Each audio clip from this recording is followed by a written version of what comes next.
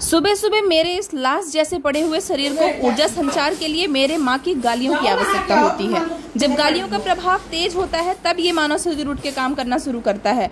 मुझे तो गाली पड़ी, लेकिन मैंने टीनुआ को प्यार किया और माँ को पूजा के लिए फूल ला कर दिए। और आज मेरी माँ की रसोई में बन रहा है कड़वा करेला, लेकिन मेरे घर में किसी को भी इन करेलों की कड़वाहट से कोई आपत्ति नहीं है, जिसके लिए मम्मी ने करेलों को दाल में डालकर पका लिया। क्योंकि आज मम्मी को भी डॉक्टर के पास जाना था, इसलिए वो आज इसकी सब्जी नहीं भरता बना रही हैं, क्योंकि इसको बनाने में बिल्कुल समय नहीं लगता। करेलों को पका के उसमें मिर्ची, लहसुन, अमचूर पाउडर, नमक और नींबू का रस डालकर मिला दो, बस हो गया ये परोसने के लिए तैयार। मैंने पापा के लिए थाली लगाकर उनको भोजन परोसा और फिर मम्मी भी तैयार होकर गई डॉक्टर के पास और अपनी दवाइयाँ लेकर वापस आई। मम्मी को दवाइयाँ खाने की जानकारी देकर उनके पुत्र तक मम्मी के तबियत की जानकारी पहुँचाई और फिर मैंने की अपने इन मेकअप ब्रश की धुलाई। और दोस्तों, टाल मटोल से भरी इस जिंदगी में आज मैंने खुद के मन, मस्तिष्क, शरीर और इंद्रियों की सारी ऊर्जा को एक जगह केंद्रित करके जिम्मा उठाया है इस छिन्न भिन्न हुए कमरे की अवस्था में परिवर्तन करने का। और इस कमरे की अवस्था को इस अवस्था से इस अवस्था तक पहुंचाने में मुझे पूरे 4 घंटे का समय लगा।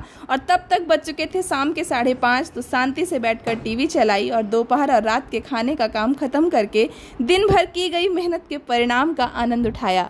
राधे राधे।